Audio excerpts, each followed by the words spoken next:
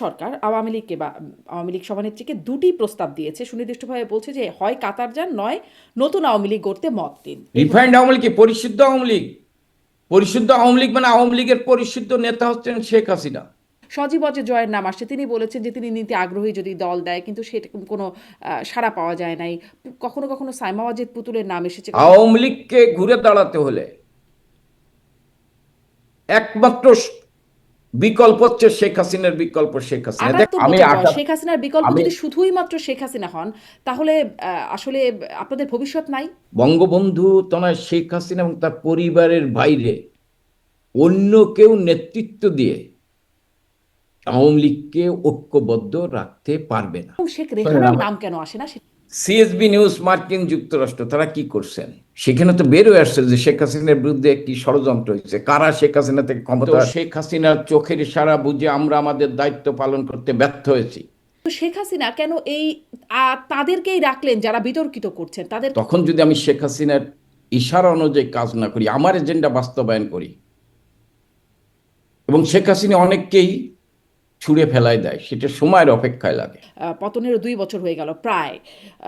এখন এসে সেই নেতাদের বিরুদ্ধে কোনো ব্যবস্থা তাদেরকে, আপনারা কখন আসবেন? মানে যারা অন্য নেতারা আছেন, সিনিয়র নেতারা যারা আছেন। যদি আদালত তার নিরপেক্ষ ভূমিকা পালন করে, যদি আইনের শাসন প্রতিষ্ঠিত হয়।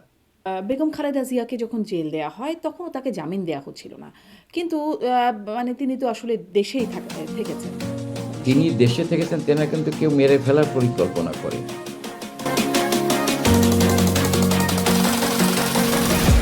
প্রশ্ন হবে লাগামহীন, জানতে চাই, জানাতে চাই এই সময়ের পালস অফ পলিটিক্স। ভারতের পররাষ্ট্র মন্ত্রণালয়ের মুখপাত্র রণধীর জয়সওয়ালের বরাতে ভারতীয় শীর্ষ গণমাধ্যমগুলো বলছে, বাংলাদেশের পররাষ্ট্রমন্ত্রীর ভারত সফরে শেখ হাসিনাকে ফেরানোর অনুরোধ পর্যালোচনা করছে দেশটি। এদিকে বাংলাদেশের গণমাধ্যম মানবকণ্ঠ বলছে, ভারত সরকার শেখ হাসিনাকে দুটি প্রস্তাব দিয়েছে, হয় পরিশোধিত আওয়ামী লীগ গঠনে সম্মতি দিন, না হলে ভারত ছেড়ে কাতারে যান। 5 আগস্টের পর ভারতে আশ্রয় নেয়া শেখ হাসিনাকে নিয়ে কি এখন অস্বস্তিতে ভারত? রিফাইন্ড আওয়ামী লীগে শেখ হাসিনা সায় না দিলেও কোনো ধরনের পরিশোধন কি হবে দলের কোনো পর্যায়ের নেতৃত্বে? 78 বছর বয়সী শেখ হাসিনার পরবর্তী নেতৃত্ব নিয়ে গুঞ্জনে উঠে আসে তার সন্তান জয়, পুতুল বা ভাগ্নে ববির নাম, কিন্তু কেন আসে না বোন শেখ রেহানার নাম? এসব বিষয় নিয়ে কথা বলতে স্বপ্নধারা নিবেদিত পালস অফ পলিটিক্সে আমার আজকের অতিথি আওয়ামী লীগের সাংগঠনিক সম্পাদক এস এম কামাল হোসেন। জনাব এস এম কামাল, আপনাকে স্বাগত জানাচ্ছি পালস অফ পলিটিক্সে আমার আজকের আয়োজনে।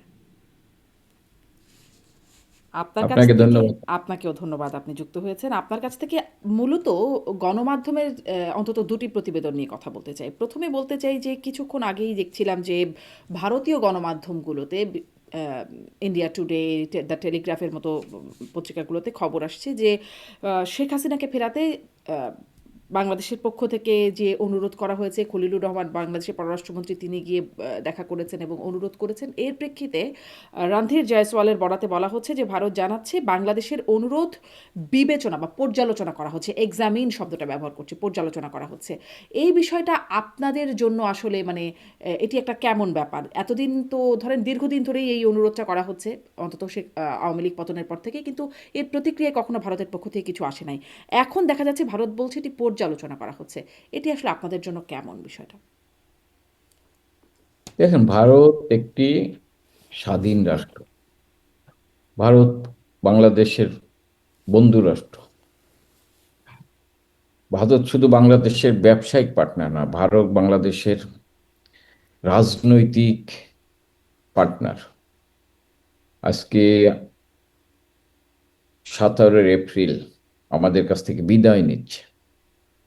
এই দিনে কিন্তু বাংলাদেশের প্রথম স্বাধীন বাংলার প্রথম সরকার শপথ অনুষ্ঠান করেছিলেন ঐতিহাসিক মেহেরপুরের বৈদ্যনাথতলায়, যেটাকে পরবর্তীতে মুজিবনগর হিসেবে আখ্যায়িত করা হয়েছিল।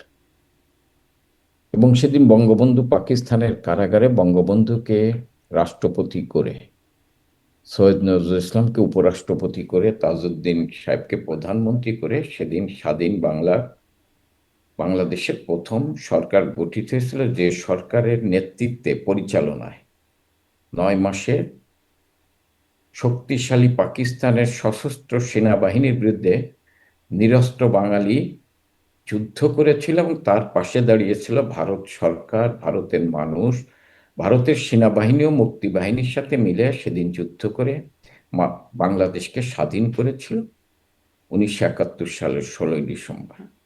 তার মধ্যে দিয়েই ভারতের সাথে আমাদের রাজনৈতিক সম্পর্ক, আদর্শিক সম্পর্ক।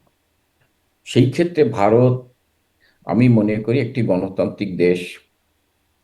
তাদের কাছে বঙ্গবন্ধু তনয় জননেত্রী শেখ হাসিনাকে আমরা মনে করি সেদিন 5ই আগস্ট অবৈধভাবে, অসাংবিধানিকভাবে ক্ষমতা দখলকারী ছাত্র জনতা, পুলিশ হত্যাকারী, আজকের ফ্যাসিস্ট মব সন্ত্রাসের জনক ইউনূস, এবং আমার কথা না, যারা একদিন ইউনূসের সাথে ছিলেন, পক্ষে ছিলেন, সেই আন্দোলনে ছিলেন, তারাই এখন বলছেন ইউনূস হচ্ছে বিশ্ব ব্যয়, বিশ্ব বাটপার, বিশ্ব প্রতারক।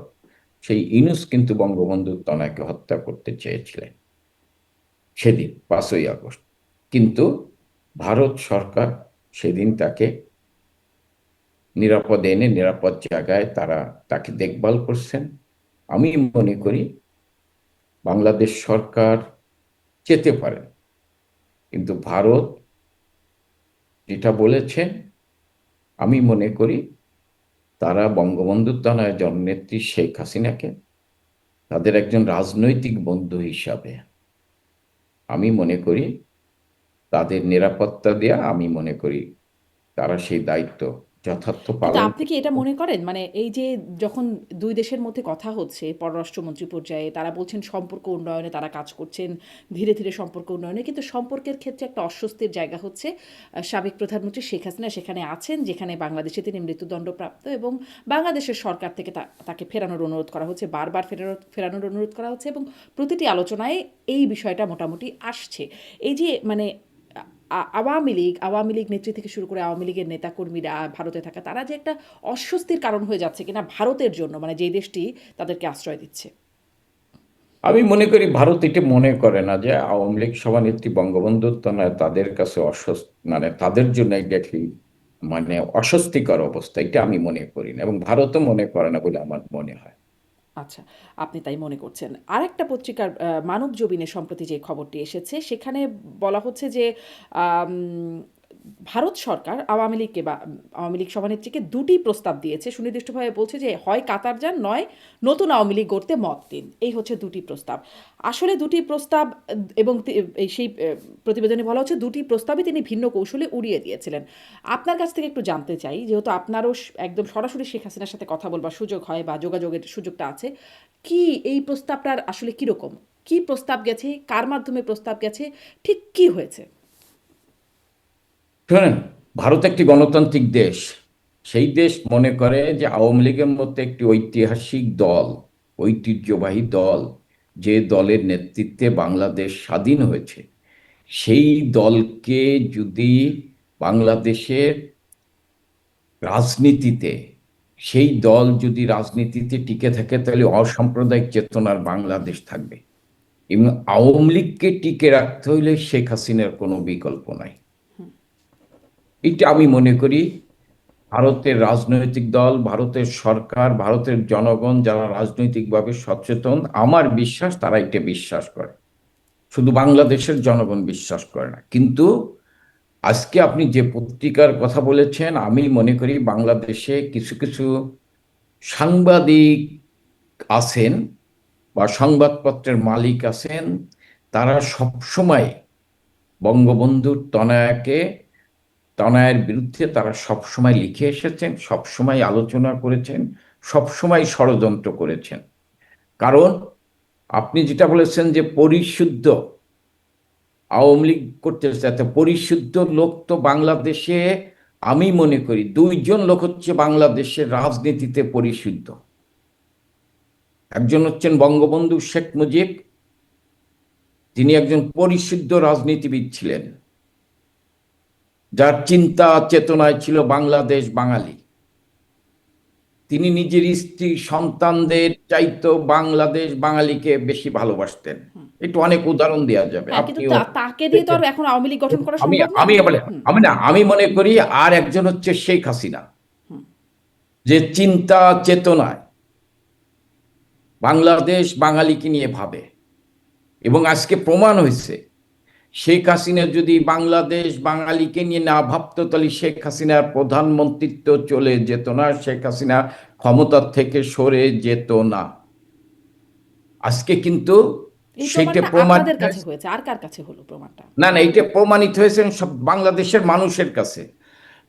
আজকে আপনি জানেন যে সাংবাদিক, আমি নাম বলি, আজিজ আহমেদ, যিনি বলছেন আমি একদিন শেখ হাসিনার সমালোচনা করছি, কিন্তু শেখ হাসিনা ঠিক ছিল, আমি ছাগলের 3 নম্বর বাচ্চা হয়েছে, আমি ইউনূসের পক্ষে কথা বলে, কারণ ইউনূসের মতো একটা ভণ্ড প্রতারক এবং মির্জাফর বাংলাদেশের নেতৃত্ব নিয়েছেন শেখ হাসিনাকে। একমাত্র শেখ হাসিনাই চিনতে পেরেছিলেন, শেখ হাসিনাই আপোষ করেন নাই।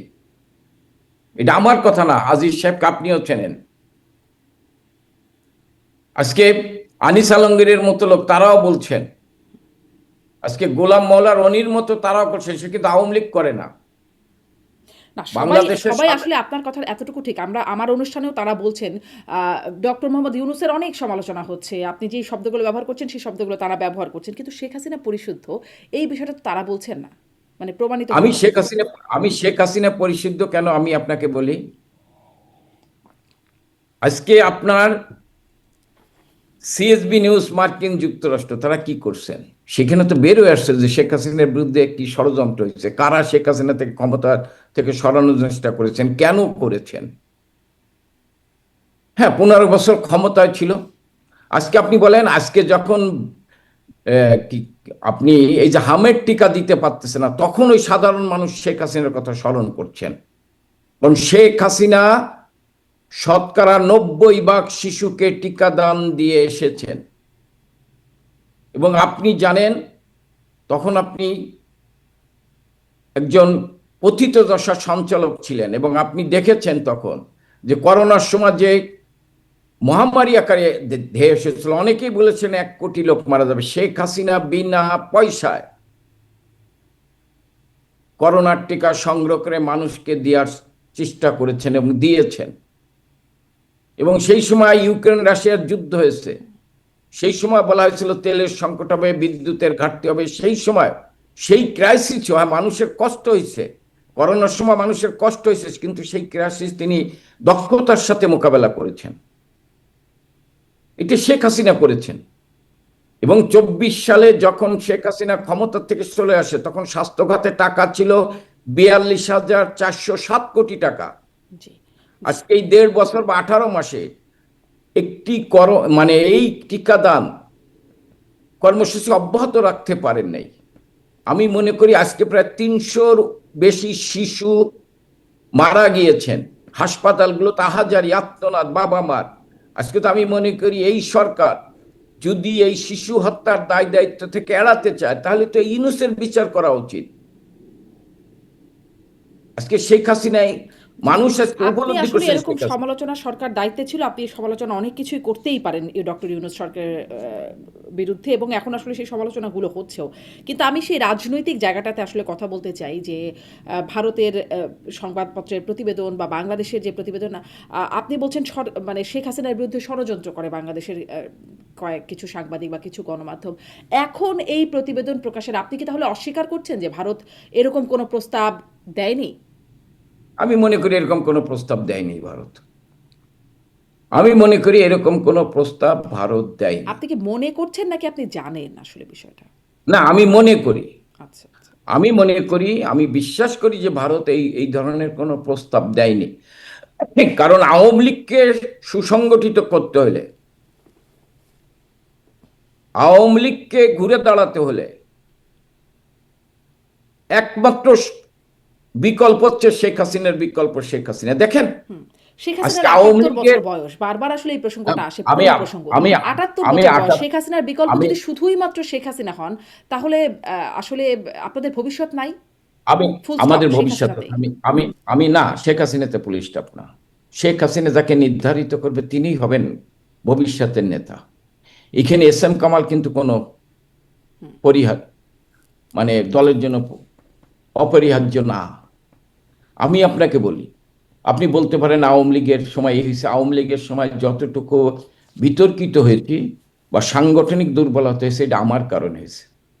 আমরা যারা কেন্দ্রীয় নেতা ছিলাম, আমরা যারা মন্ত্রী ছিলাম, আমরা যারা এমপি ছিলাম, আমরা যারা প্রশাসনের থেকে শেখ হাসিনার পাশে থেকে কাজ করেছি, আমরা যারা বিভিন্ন সংস্থার লোক ছিলাম, আমরা মনে করি আমরা আমাদের দায়িত্ব শেখ হাসিনার চোখের ইশারা বুঝে আমরা আমাদের দায়িত্ব পালন করতে ব্যর্থ হয়েছি এবং আমাদের আচার আচরণের কারণে অনেক সময় সেটি আওয়ামী লীগ হোক, সহযোগী সংগঠন হোক, কোনো কোনো ব্যক্তির আচরণের কারণে দল বিতর্কিত হয়েছে, দল প্রশ্নবিদ্ধ হয়েছে, তাদের কথাবার্তায় দল বিতর্কিত হয়েছে এবং এর দায়িত্বে এসেছেন শেখ হাসিনা।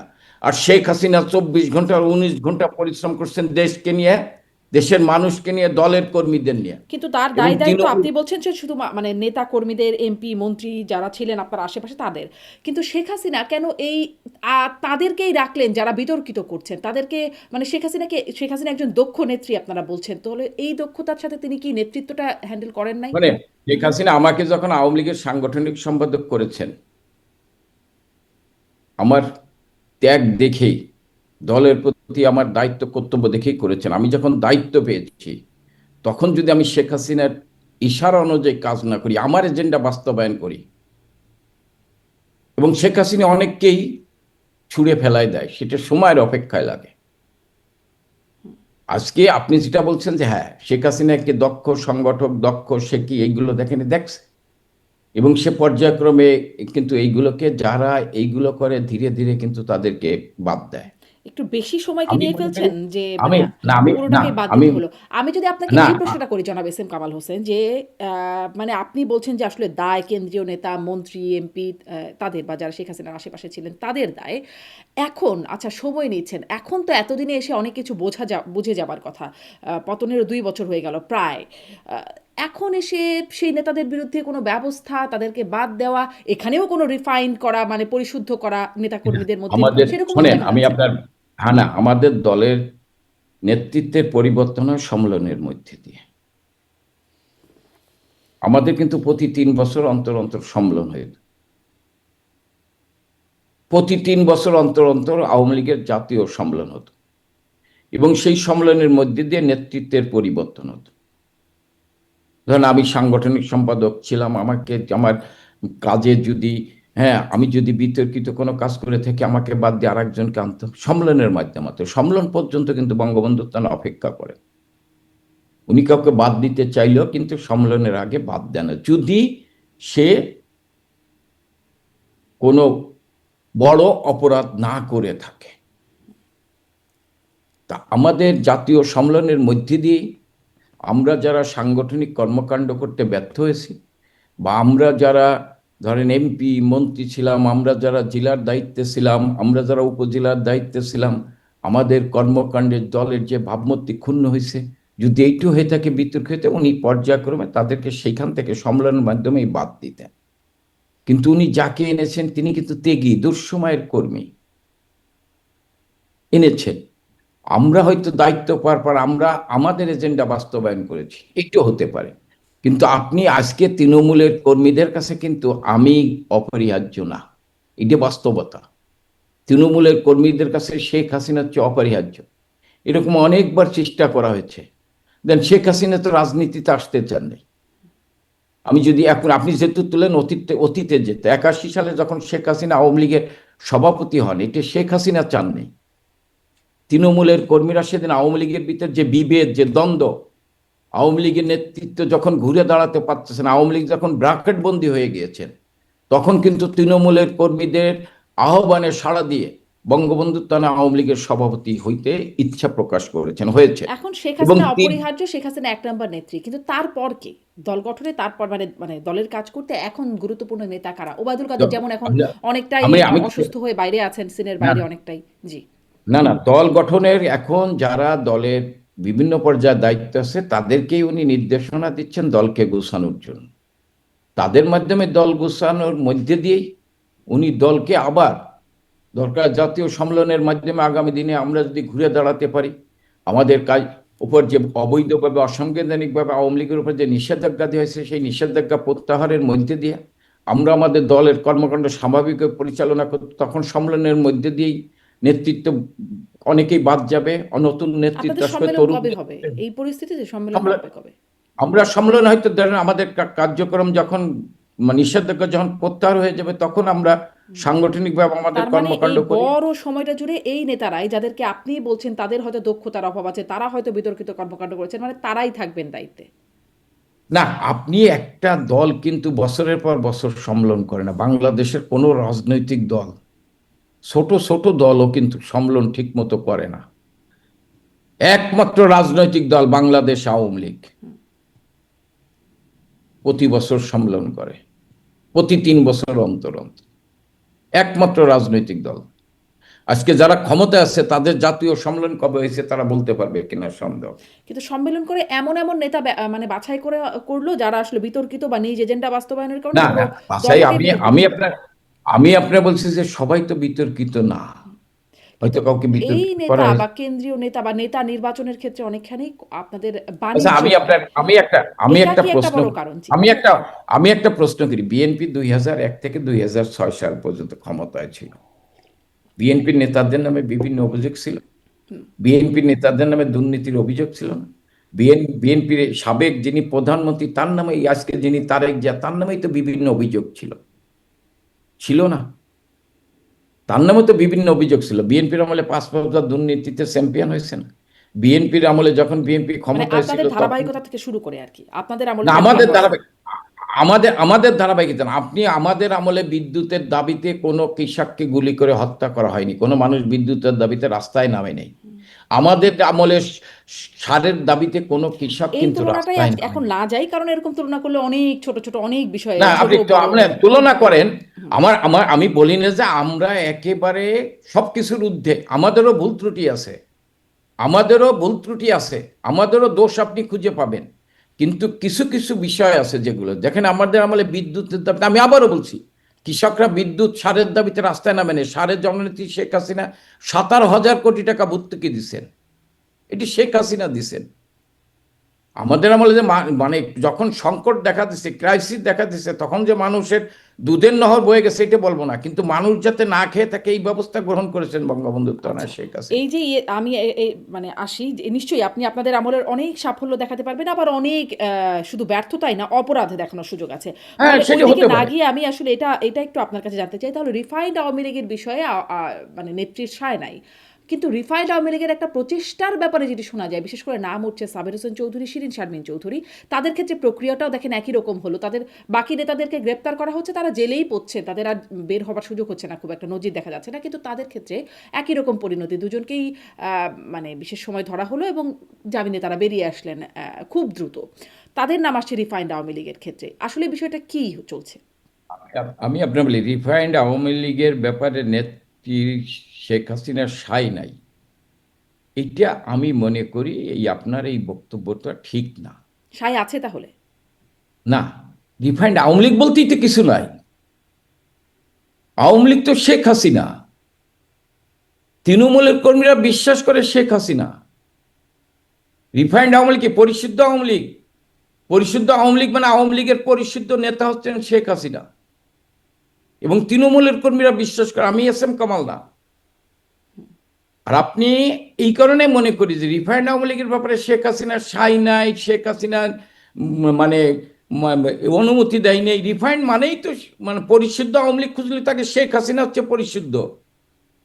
আওয়ামী লীগকে দাঁড় করাতে হলে শেখ হাসিনা, আমি আবারও বলছি, এটা আমার কথা না, তৃণমূলের কর্মীদের, আপনি একটা ইউনিয়নের কর্মীকে ফোন করে জিজ্ঞেন, আপনি এখন বলবেন যে আমাদের রাস্তার ঠিকানা হচ্ছেন শেখ হাসিনা।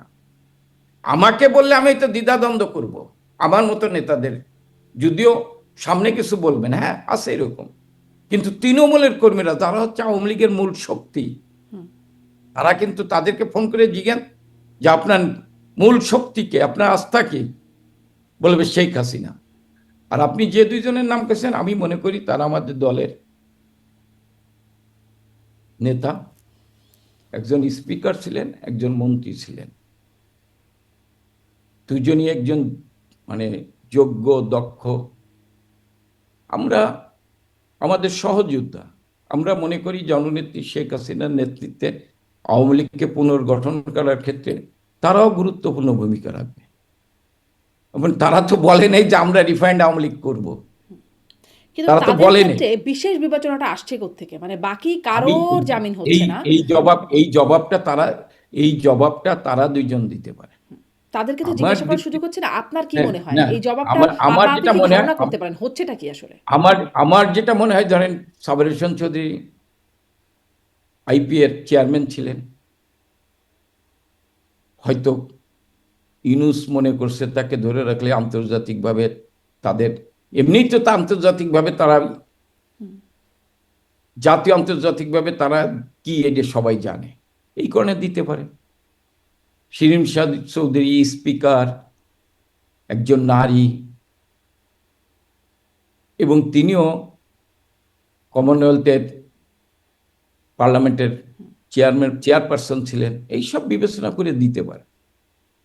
এখন কি কারণে দিছে সরকার বলতে পারবে, আর কি কারণ ওনাদের দিছে ওনারা বলতে পারেন। আমার ধারণা, আমি এখানে কোনো কিন্তু খুঁজে পাই না। কারণ আমার বিশ্বাস আছে যে ওনারা দুইজন, আমরা মনে করি যে ওনারা দুইজনই এই দুঃসময় দুর্দিনে জননেত্রী শেখ হাসিনার নেতৃত্বে আওয়ামী লীগকে সুসংগঠিত করার ক্ষেত্রে ওনারা কাজ করবেন, এটি হলো আমার বিশ্বাস। জি। এবং আমি মনে করি আপনি ভারতের প্রসঙ্গে বলছেন যে ভারতও বিশ্বাস করে বা আপনি ভারতের বিষয়ে আপনার পর্যালোচনা বলছিলেন যে আওয়ামী লীগকে টিকিয়ে রাখার বিকল্প নাই, এরকম একটা বিষয়ে ভারতেরও আস্থার জায়গায় আছে আওয়ামী লীগ। কিন্তু আওয়ামী লীগকে যখন নিষিদ্ধ করা হলো, মানে আমি আইন পাশ করে পরবর্তীতে বলছি আওয়ামী লীগের তৎপরতা নিষিদ্ধ করে ফেলা হলো শক্তপোক্তভাবে, তখন তো ভারত কিছু বলল না। এমনকি এই যে গেলেন, দেখা সাক্ষাৎ হলো দুই পররাষ্ট্রমন্ত্রীর, তখনও তো এই বিষয়ে ভারতের কোনো না, বক্তব্য আসলো না। আমি আপনার বলি, আমি যে কথা, আপনি কিন্তু আমার কথাটাকে অন্যভাবে নিয়েছেন। আমি এটা বলি নাই যে ভারত বিশ্বাস করে যে আওয়ামী লীগকে টিকে রাখতে হলে শেখ হাসিনার দরকার, আমি এটা বলি না। আমি বলছি যে যারা বিশ্বাস করে দেশে এবং দেশের বাইরে, দেশ স্বাধীনতার সাথে যে দলটি স্বাধীনতার নেতৃত্ব দিয়েছেন, সেই আওয়ামী লীগ, যার জনসমর্থন হচ্ছে 52%, এবং আজকে আমি মনে করি, আপনি হয়তো আমার সাথে দ্বিমত করতে পারেন, সেটা আপনার ব্যক্তি, যে শেখ হাসিনার আজকে 71কে রক্ষা করার জন্য 5ই আগস্টের আগে যারা আমাদের সমালোচনা করত, তারাও এখন মনে করে যে 71কে রক্ষা করতে হলে শেখ হাসিনার বিকল্প নাই। এই ক্ষেত্রে কিন্তু 60 থেকে 70 ভাগ অসাম্প্রদায়িক চেতনার লোক, তারা বিশ্বাস করে এটা। তা আমি মনে করি এই আওয়ামী লীগকে পুনর্গঠন করতে হলে, এই আওয়ামী লীগকে সুসংগঠিত করতে হলে, অসাম্প্রদায়িক চেতনার বাংলাদেশকে যদি রক্ষা করতে হয়, তাহলে আওয়ামী লীগকে পুনর্গঠিত করতে হবে।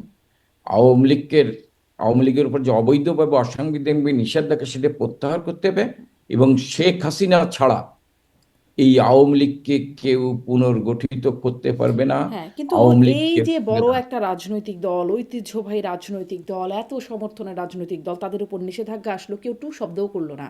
এটা আসলে কেমন হলো? বা ভারত আপনাদের এত দিনের মিত্র, ভারতকে যা দিয়েছেন তা সবসময় ভারত মনে রাখবে। কিন্তু এরকম যখন ভারতের, মানে আপনারাও ভারতে মানে শীর্ষ নেতৃত্ব ভারতে আছেন, সেই মুহূর্তে যখন এই দলটির উপরই নিষেধাজ্ঞা হলো, তখন ভারতও আসলে টু শব্দ করলো না। এটি আপনাদের জন্য, করেন। আপনারা আসলে এটাকে কিভাবে আমি দেখেন? আপনার বলি, রাজনৈতিকভাবে আমরা যারা দলের, আমরা এমন কথা বলি না যে ভারতকে আমরা যা দিয়েছি আর ভারত মনে রাখবে। হ্যাঁ, ভারত আমাদের রাজনৈতিক বিন্দু, কিন্তু ভারত কিন্তু আমাদের দিয়েছেন একটা চুক্তি, ট্রান্সশিপমেন্ট বাতিল হয়েছে বিলেই বছরে 4 থেকে 5 হাজার কোটি টাকা বাংলাদেশের লস হচ্ছে। তাহলে এটি বাংলাদেশের লাভজনক চুক্তি হয়েছিল? আমি মনে করি ভারতের বিরুদ্ধে অনেক অপপ্রচার, মিথ্যাচার করা হয়েছে। আওয়ামী লীগকে ঘিরে আওয়ামী লীগ ভারতের সাথে এতটা চুক্তি করছে, কই কোন কোন চুক্তিগুলো আমি চুক্তি, এটা কিন্তু জি, দেখাতে একটাও পারেনি। দেখানো হয় নাই। একদমই ঠিক। কিন্তু দেখাতে পারে, কিন্তু এটা ভারত দেখাতে কেন, মানে আমার প্রশ্নটা এখানেই যে ভারতের এই অবস্থানটা আপনাদের কাছে কেমন লাগে? যে আওয়ামী লীগের মতো একটা দলকে সংসদে আইন পাস করে এখন আওয়ামী লীগের তৎপরতা কার্যক্রম নিষিদ্ধ করে দেওয়া হলো। মানে একরকম আওয়ামী লীগের রাজনীতিই নিষিদ্ধ হয়ে আছে। তখন ভারত আসলে কোনো মানে কোনো বাক্যই ব্যয় করল না। না, ভারত তো একটি আলাদা দেশ। বাংলাদেশের আভ্যন্তরীণ একটি রাজনৈতিক দলের কার্যক্রম নিষিদ্ধ করেছেন, ভারত কি করবে না করবে এটা তো ভারতের ব্যাপার। আমি মনে করি আমি ভারতকে ধন্যবাদ জানাই, ভারতের সরকারকে ধন্যবাদ জানাই, ভারতের জনগণকে ধন্যবাদ জানাই যে তারা আমাদের প্রিয় নেত্রীকে নিরাপদে থাকার ব্যবস্থা করেছেন, নিরাপদে রেখেছেন। এইটাই আমাদের জন্য বড় প্রাপ্য। ভারত কি করবে বাংলাদেশের জন্য, বাংলাদেশের রাজনীতির জন্য, এটা ভারতের ব্যক্তিগত বিষয়। আমি মনে করি ভারত বাংলাদেশে একটি স্বাধীনতার পক্ষে অসাম্প্রদায়িক চেতনার বাংলাদেশ থাকবে, এটাই আমি ভারতের কাছে প্রত্যাশা করি। জি। ভারতে যাবার আওয়ামী লীগ পর থেকে ৫ই আগস্টের পর ভারতে যাবার পর ভারতের নিরাপত্তা উপদেষ্টা তখনই দেখা করেছেন, মানে শেখ হাসিনার সাথে সাক্ষাৎ করেছেন। তারপরেও অন্তত কয়েকবার সাক্ষাৎ হয়েছে বলে জানা গেছে। কি হয়? মানে কি বলে? ভারতের বার্তাটা কি এখন? এটা তো আমি বলতে পারবো না। ভারতের নিরাপত্তা উপদেষ্টা বঙ্গবন্ধু তারা শেখ হাসিনার সাথে সাক্ষাৎ কয়বার করেছেন আপনি বললেন, আমি কিন্তু জানি না। আমি কিন্তু জানি না কয়বার দেখা করেছেন, আমি আপনার কাছে শুনলাম। মাঝে মাঝে মানে সামাজিক যোগাযোগে বিভিন্ন জন লেখে, এটাই দেখি, কিন্তু আমি আসলে জানি না যে ভারতের নিরাপত্তা উপদেষ্টা বঙ্গবন্ধু তারা শেখ হাসিনার সাথে দেখা করছেন বা কয়েকবার করছেন, এই বিষয়ে আমার কোনো জানা নেই। জি, এই সাক্ষাৎ করছেন সেটি জানা যায়, কিন্তু কি কথা হয় সেটি জানা যায় না। যেমন আপনারাও সাক্ষাৎ করছেন এটি আমি জানা জানি যায়। না। যেমন আপনারা গেছেন সাক্ষাৎ করতে, জেনেছি। যুক্তরাজ্য আওয়ামী লীগের পক্ষ থেকে শেখ হাসিনার সাথে সাক্ষাৎ করতে যাওয়া হয়েছে, সেটাও আমরা জেনেছি। তাদের সাথে কথাও বলেছি, কিন্তু তারা আসলে কি যে কথা হয় সেটিও আর বলতে রাজি হন না। মানে এটা বলবেন এই গোপনীয়তাটা কেন? না, আমার সাথে ওনার যেটা কথা, এখন উনি সংগঠনের তৃণমূলের কর্মীদের খোঁজ খবর নিতে বলেন, যারা জেলখানায় আছেন তাদের খোঁজ খবর নিতে বলেন, যারা মারা গেছেন তাদের পরিবারের খোঁজ খবর নিতে বলেন। যেমন এর ভিতর বগুড়াতে যুবলীগের আলাল নামে একটি ছেলেকে পিটিয়ে হত্যা করেছেন, তার 3টে সন্তান, স্ত্রী, হ্যাঁ, সাথে কথা বলছি। স্ত্রী বলছে যে আমি একটু নেত্রীর সাথে কথা বলতে চাই, এই ব্যাপারে ওনাকে জানিয়েছে। উনি বলছে তাদেরকে সহযোগিতা করো, নেত্রীর পক্ষ থেকে তাদেরকে সহযোগিতা করার চেষ্টা করছি, এই নির্দেশনাগুলো দেন। তৃণমূলের কর্মীদের খোঁজ খবর রাখো, যারা জেলে আছে তাদের খোঁজ খবর রাখো, এই নির্দেশনাগুলো দেন। দলকে সুসংগঠিত করার চেষ্টা করো, এই খোঁজ নির্দেশনাগুলো জননেত্রী শেখ হাসিনার সাথে কথা বলে উনি এই নির্দেশনাগুলো দেন। আচ্ছা। আর সম্প্রতি আমরা আওয়ামী লীগের ফেসবুক পেজে, অফিসিয়াল যে ফেসবুক পেজ, সেখানে দেখলাম জাহাঙ্গীর কবির নানক ভারতীয় সাংবাদিক অমল সরকারকে একটি সাক্ষাৎকার দিয়েছেন। সেই সাক্ষাৎকারে একটা ফটো কার্ড আকারে আওয়ামী লীগের অফিসিয়াল ফেসবুক পেজে দেওয়া আছে, যেখানে বলছেন যে মৃত্যুদণ্ডের পরোয়া নেই, শেখ হাসিনা ফিরবেন, এ বছরই ফিরবেন। এরকম কোনো বার্তা কি আপনাদের দলের মধ্যে আছে? আসলে এ বছর মানে কোনো টাইম লাইন আপনারা পাচ্ছেন? না, আমরা কোনো টাইম লাইন দিই না। আমরা যত তাড়াতাড়ি চেষ্টা করবো, নেত্রী দেশে ফেরার চেষ্টা করছেন, আমাদের সাথে যতবার কথা হয়েছে। ওনার ইচ্ছে, উনি দেশে যেতে চান। এবং উনি তো বলেছেন, উনি যখন গণভবন থেকে বের হয় তখন ওনাকে বলা হয়েছে ওনাকে টুঙ্গিপাড়া নিয়ে যাওয়া হবে। তারপর উনি ভারতে এসেছেন। উনি সবসময় টুঙ্গিপাড়ায় যেয়ে থাকতেছেন, উনি দেশে থাকতে চান। এই কারণে উনি তৃণমূলের কর্মীদের, জননেত্রী শেখ হাসিনা যখন তৃণমূলের কর্মীদের সাথে কথা বলে তাদের সাহস দেয়, হ্যাঁ আমিও চলে আসবো, হয়তো নেত্রী যে কোনো সময় যে কোনো সিদ্ধান্ত নিতে পারেন, উনি দেশে যেতে পারেন। এটা কখন যাবে, কি অবস্থায় যাবে, এইটা জননেত্রী শেখ হাসিনা যখন জানাবেন তখন আপনারা জানতে পারবেন। আর আপনারা কখন আসবেন? মানে যারা অন্য নেতারা আছেন, সিনিয়র নেতারা যারা আছেন দেশের বাইরে বিভিন্ন জায়গায়। শোনেন, আমরা যারা বাংলাদেশে আছি, বাংলাদেশের বাইরে আছি, আমরা মনে করি যদি আদালত তার নিরপেক্ষ ভূমিকা পালন করে, যদি আইনের শাসন প্রতিষ্ঠিত হয়, তাহলে আমরা আদালতের দ্বারস্থ হতে চাই। কিন্তু আজও আমির হোসেন আমুর মতো একটি মুক্তিযুদ্ধের সংগঠক, যার বয়স প্রায় 90-এর কাছাকাছি, তিনি আজও জেলখানায় মানবতার জীবন যাপন করছেন। ৭৬ বছর বয়স্ক নুরুল মজিদ হুমায়ুন মুক্তিযুদ্ধের সংগঠক, তিনি জেলখানায় থেকে হাসপাতালে নিয়েছেন, হাসপাতালে এক হাতে হাত করা, তিনি মৃত্যুর করে ঢলে পড়েছেন। রায় রমেশ, আপনি জানেন, প্রায় ৮০-র উপর বয়স,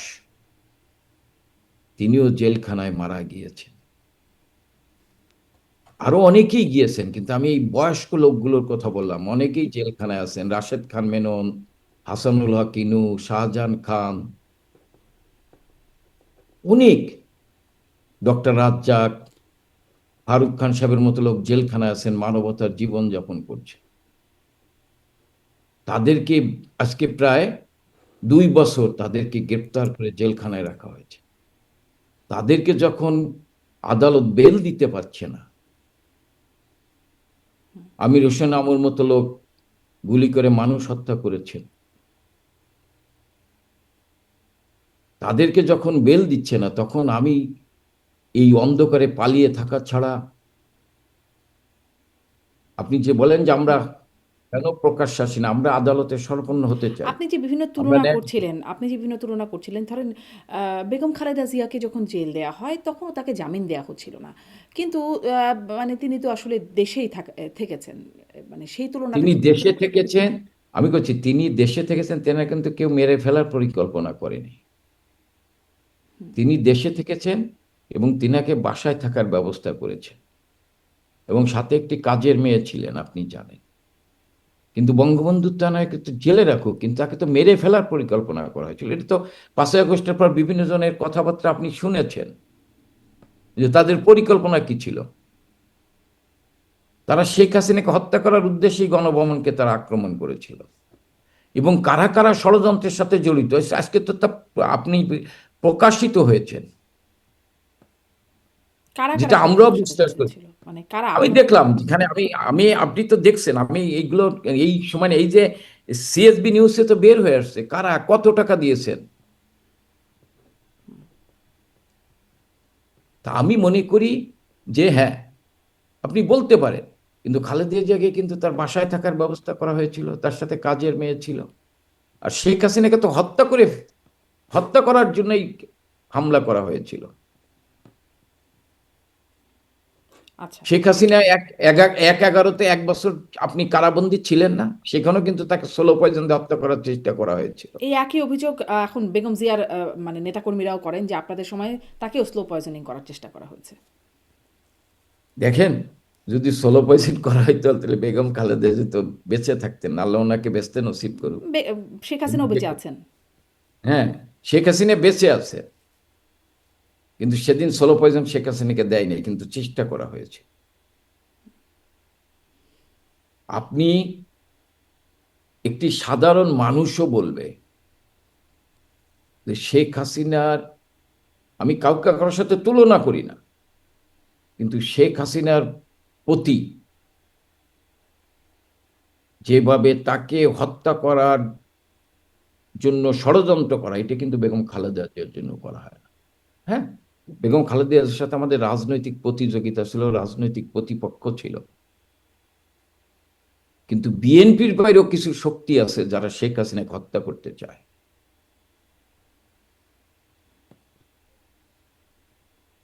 আচ্ছা। যারা শেখ হাসিনাকে হত্যা করতে চায়। আচ্ছা। এখন একটু আসি যে আপনি বলছিলেন যেমন দেশে যারা জামিন পাচ্ছেন না, অবয়স্ক অবস্থায় আছেন, অনেকে মারাও যাচ্ছেন। আ মানে আপনি বলছিলেন যে সম্মেলনের কথা, নতুন নেতৃত্ব আসার জন্য সম্মেলন করতে হবে। আমি জিজ্ঞাসা করছি সম্মেলন কবে হবে? তখন নিষেধাজ্ঞা প্রত্যাহার হলে আপনারা যখন রাজনীতি করতে পারবেন তখন হবে। মানে সেখানেও একটা প্রশ্নবোধক যে আসলে কবে হবে? আবার শেখ হাসিনা তিনিও বয়স্ক মানুষ, তারও ৭৮ বছর বয়স চলছে। সজীব ওয়াজেদ জয় তো বলেই দিলেন ওল্ড। তিনি অবশ্য বলেছিলেন এন্ড অফ শেখ হাসিনা এরা। এটা নিয়েও আপনার সাথে কথা হয়েছিল, কিন্তু যেটি আসলে ঠিক দল থেকে আসে নাই। ফলে আ এর মাঝখানে তো আসলে যেহেতু শেখ হাসিনার আসলেই বয়স হয়ে গেছে, ৭৮ বছর বয়সী। আপনাদের কোনো শেখ হাসিনার বিকল্প যদি না থাকে, আমার সেই প্রশ্নটাই, ফুল স্টপ হবে কিনা? আপনাদের কোনো ভাবনা নাই যে নেক্সটে আসলে কি হবে, কে হবে? কারণ আসছেন সজীব ওয়াজেদ জয়ের নাম, আমরা আসছে। তিনি বলেছেন যে তিনি নিতে আগ্রহী যদি দল দেয়, কিন্তু সেটা কোনো সাড়া পাওয়া যায় নাই। কখনো, কখনো সাইমা ওয়াজেদ পুতুলের নাম এসেছে, কখনো, কখনো রাদওয়ান সিদ্দিক ববির নাম এসেছে। আ এ মানে এখানে কোনো দলের মধ্যে কোনো ভাবনা আছে কিনা সেটা একটু যদি আপনি একটু পরিষ্কার করতেন, এবং শেখ শোনেন, রেহানার নাম কেন আসে না সেটাও একটু শুনতে চাই। আমাদের আবেগের জায়গা হচ্ছে বঙ্গবন্ধু পরিবার, আমাদের না, শুধু তৃণমূলের কর্মীদের আবেগের জায়গা হচ্ছে বঙ্গবন্ধু পরিবার। আমাদের দলটাকে ঐক্যবদ্ধ রাখতে হবে, কারণ আমরা অতীতে দেখেছি। ধর আমি ব্যক্তিগতভাবে মনে করি আমার চাইতে দক্ষ, যোগ্য, মুক্তিযুদ্ধে নেতৃত্ব দিয়েছেন সেই সমস্ত নেতৃত্ব কিন্তু বঙ্গবন্ধুকে হত্যা করার পর দলকে ঐক্যবদ্ধ রাখতে পারেন নাই। এবং জননেত্রী শেখ হাসিনাকে ৩৩ বছর বয়সে আওয়ামী লীগের দায়িত্ব দেওয়া হয়েছিল। আমি মনে করি সেই সময় নেতৃত্ব চাইতো আজকে আমরা যারা দলের বিভিন্ন পর্যায়ে নেতৃত্ব দিচ্ছি, আমরা কিন্তু তাদের তুলনায় বড় কিছু না। তারা আমাদের চেয়ে অনেক যোগ্য দক্ষ ছিল। তা আজকে বঙ্গবন্ধু তনয় শেখ হাসিনা এবং তার পরিবারের বাইরে অন্য কেউ নেতৃত্ব দিয়ে আওয়ামী লীগকে ঐক্যবদ্ধ রাখতে পারবে না, আওয়ামী লীগকে এগিয়ে নিয়ে যেতে পারবে না। আওয়ামী লীগের তৃণমূলের কর্মীরা সেইটাকে মেনে নেবে না। তাহলে এই পরিবারের মধ্যেও তো অনেকের নাম আছে, মানে তৃণমূলের চোখে মানে কে আসলে বিবেচনায় আছে? এটা বঙ্গবন্ধুর তনয়া, তিনি যতদিন আল্লাহ চাকে যতদিন সুস্থ রাখবে তিনিই আওয়ামী লীগের নেতৃত্ব দেবে, তিনি নির্ধারণ করে দেবে কে এই পরিবার থেকে নেতৃত্ব দেবে। কিন্তু আমরা মনে করি যতদিন বঙ্গবন্ধু তনয়াকে আল্লাহ সুস্থ রাখবে এবং উনি আজকে যে অবস্থা আল্লাহ ওনাকে সুস্থ রেখেছেন, আল্লাহ যদি এই অবস্থায় ওনাকে সুস্থ রাখেন, আমার বিশ্বাস ওনার নেতৃত্বেই আওয়ামী লীগ আবার বাংলাদেশে ঘুরে দাঁড়াবে।